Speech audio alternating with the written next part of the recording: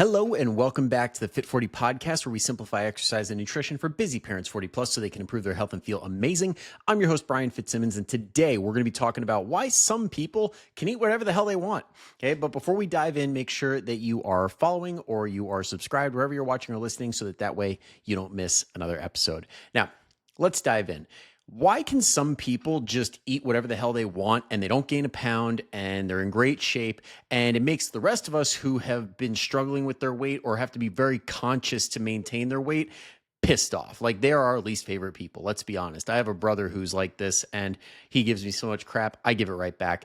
I totally get the struggle of having somebody in your life who is this unicorn and you're just like, what gives? Especially being that I share genetics with this person. Extra frustrating.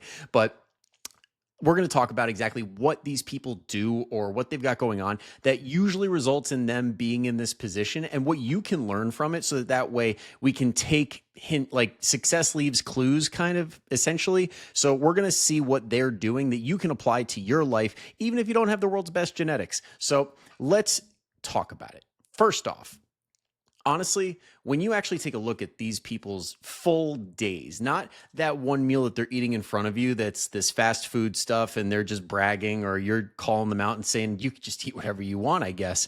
Not that one fast food meal or them going to town on that singular meal. I'm talking about the whole day. Are they skipping breakfast? Are they having a solid dinner at nighttime? Are they finishing meals? Like, these things matter. Now, I just had a guy start recently with me in personal training, and his goal is to gain weight, to gain muscle. And this guy is a stereotypical build, very tall, very lean, and he's been working hard to put muscle on. And I'm like, oh, like, what have we been doing on the calorie side of things? And he's like, oh, I've been tracking. I'm like, even better. Music to my ears as a coach, where I'm like, I can just take a look and see what the numbers say. And this guy, he's roughly about, I would say 6'2" to 6'4". I'm not good with height, but he's about that hot, that tall, and he's lean, and he's always been very active. So his caloric needs are probably north of, say, 3,000, maybe 3,500, hell, maybe over 4,000 calories, maybe. And he shows me his tracker, and it's 2,100 calories, like in a singular day. And I'm like, I could put away 2,100 calories in a single meal, buddy.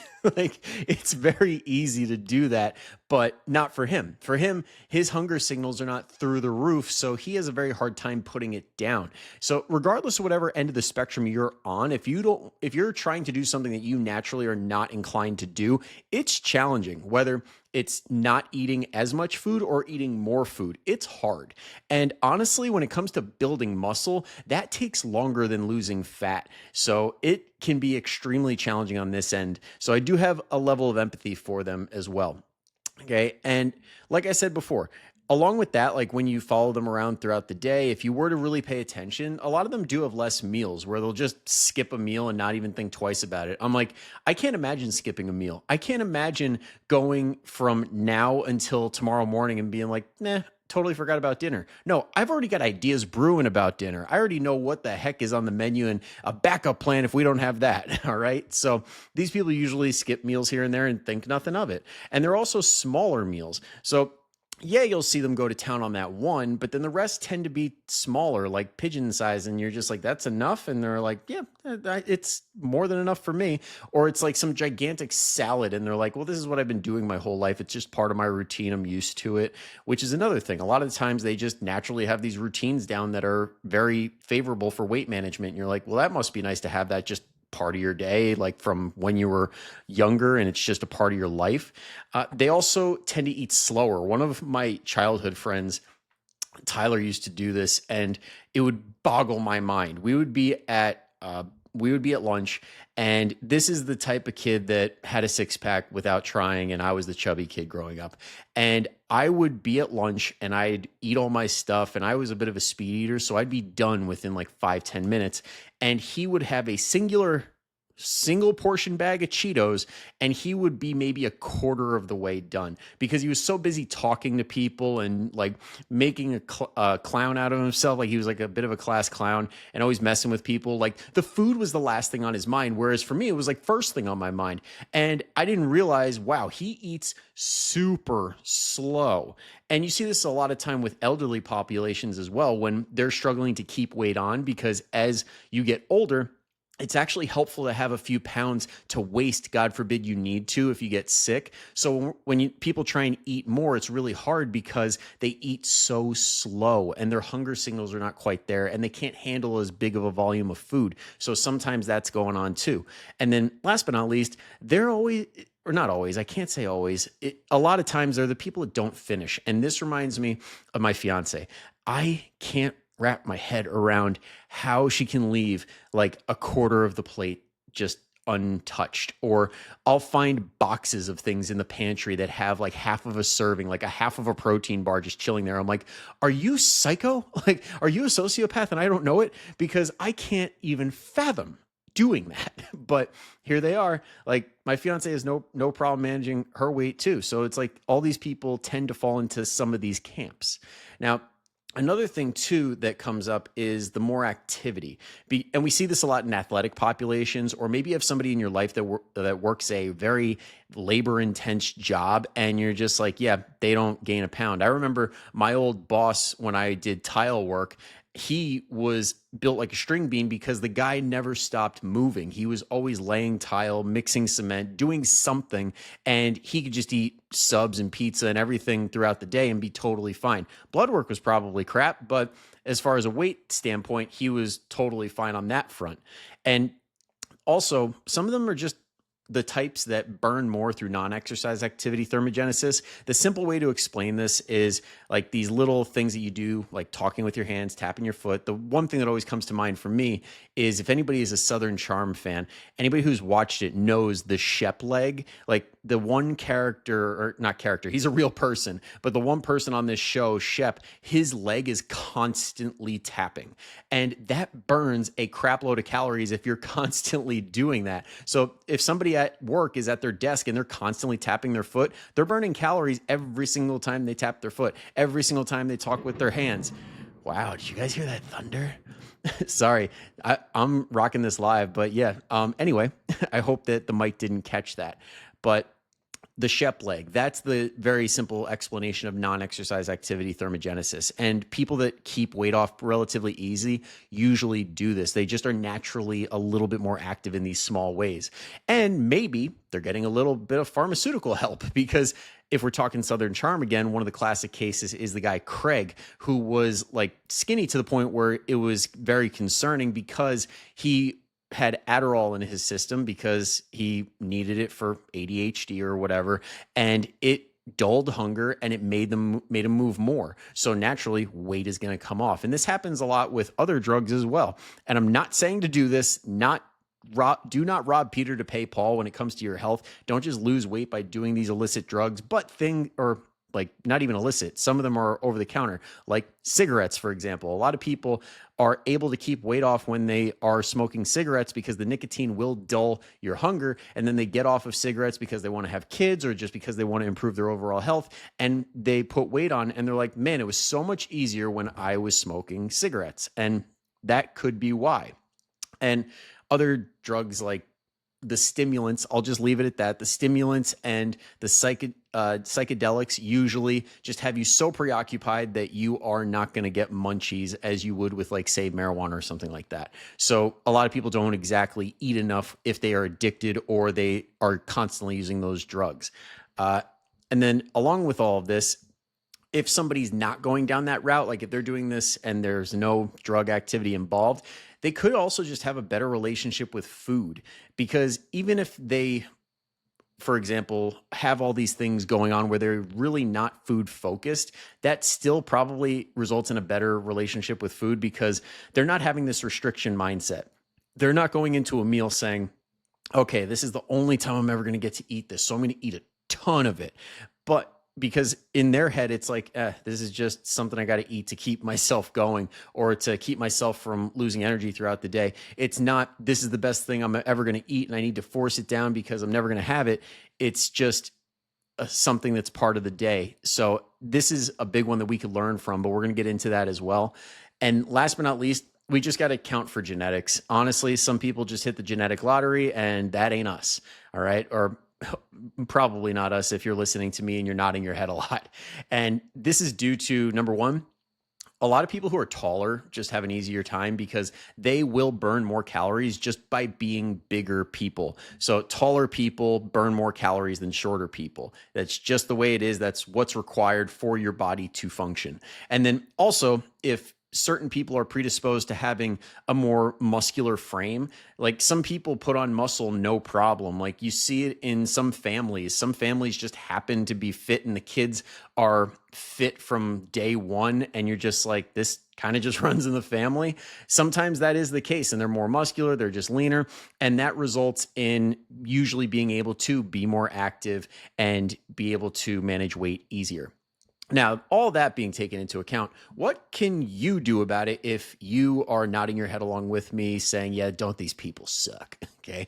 Well, first off, simplest thing to do is let's get more activity. This could be something as simple as steps. And if right now you don't track your steps, if you just throw a watch on or get a cheap pedometer off of Amazon and you just pay attention to how many steps you get, just by being aware of your steps, you are likely to put about 2,000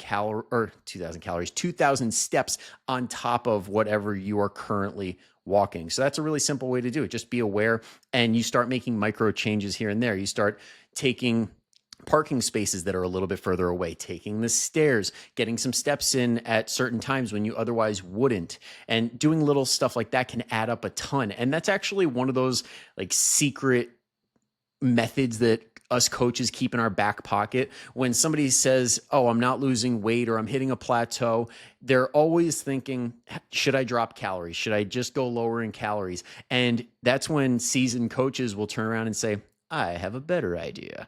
We're going to add a few thousand, I keep doing it, a few thousand steps onto your daily goal. And then all of a sudden, bang, they start losing weight again, no problem. So that could be one way to do it. You could also go the route of doing sports, like joining a recreational sport. And the first thing that comes to mind there is pickleball, because that's my latest obsession. And it gets a crap load of steps. It burns a ton of calories and you're in an active community. So you're hanging around all the active people doing active people things. So you're burning up a lot of calories doing that as well. And it's less time that you can eat. So sometimes that is one of the factors that plays into it, is distracting yourself enough, because sometimes it is just due to boredom that we start to eat more calories than we want to. So having something to fill that space can go a really, really long way. Along with that, we could build more muscle. Muscle is more metabolically active than fat, not by much, but a little bit. But the big thing when it comes to muscle is not so much how much it burns at rest. It's how much it allows you to burn, because now maybe you're out of pain because that muscle is now serving a purpose and protecting a joint that maybe it hurt like hell and it reduced the amount of activity that you did. But now you have muscle there, you feel great, you move more. Or let's say that it resulted in you being able to do certain tasks easier because now you have the strength to do it. So you do more of it because you're like, this is awesome. I love this new body. I love how I feel. I love doing all these things. I'm just going to do more of them. Okay. That could be another reason to put on muscle, through strength training, through making sure we get enough protein in, making sure we're sleeping and recovering enough. And that stuff can go a really, really long way. And along with all of this is just working on a better relationship with food overall, where we get out of that restriction mindset where we're like, I got to eat as much of this as possible because that next time, I don't know when it's going to be. Okay. Be mindful and do a couple of things that can help with that. Number one, try and stick to one standard size plate if possible, and really sit with it. Like, allow yourself to taste the tastes, allow yourself to smell the smells, and really just take it in and appreciate it. Because a lot of times we're doing it without paying attention. We're watching television, we're talking to other people, we're on our phones, we're watching something, and it's getting in the way of all the senses that help us feel more full. And along with that, we want to make sure that we're chewing slower and not speed eating. I am so guilty of this one. But let me tell you, I mean, I even went as far as setting a timer for like 15 minutes and said, okay, I'm going to make this meal stretch for 15 minutes. I'm going to take my last bite during that 15th minute. And when you do that, you realize you actually get fuller on less food, because when you speed eat, it really gets in the way of your body understanding that it's filling up. So that could be a really good thing to add in that could help a lot. And then eventually you kind of just reset the pattern of how you eat, where it's like, yeah, you tend to eat faster, but because you know you eat faster and because you know what 15 minutes feels like, you will naturally slow down a little bit. You might need an audit here and there where you set the timer and see how fast you got, like, and slow yourself down again. But it could be a good practice to try and get into that rhythm and do these things that allow you to manage for calories and keep your weight where you want it to be. Okay. So that's all I got for you guys today. I hope you learned a thing or two, and I hope you got at least one or two things that you can apply in your own life. And if you want to take it a step further, go ahead and join the Fit40 Family Facebook group. It's a totally free Facebook group, and just by joining, you get free at-home workouts. So if you want to get more active and do these things to build more muscle and to move more, okay, you can get 20 free at-home workouts just by joining the Fit40 family. So go ahead, check that out. And in there, you're going to see a bunch of other people who are doing active things, kind of like how I said with the pickleball. Like, you will be in a community of people doing active things, being active people, and you'll kind of be in like the cool kids club. So go ahead, check that out. And if you want to take that next step and really do everything that you possibly can to get the results that you want, that's what coaching is for. Okay? If you need that accountability, if you need a professional to come up with a plan for you so that you can start seeing the results that you have been trying to get on your own, but you just can't, go ahead, click on that link. Let's hop on a call and we'll talk about it and see if the program's right for you. If not, no worries. But if it is, it could completely change your life. Okay, that's it. Bye-bye. I will see you guys next time. But until then, go kick some ass. Later.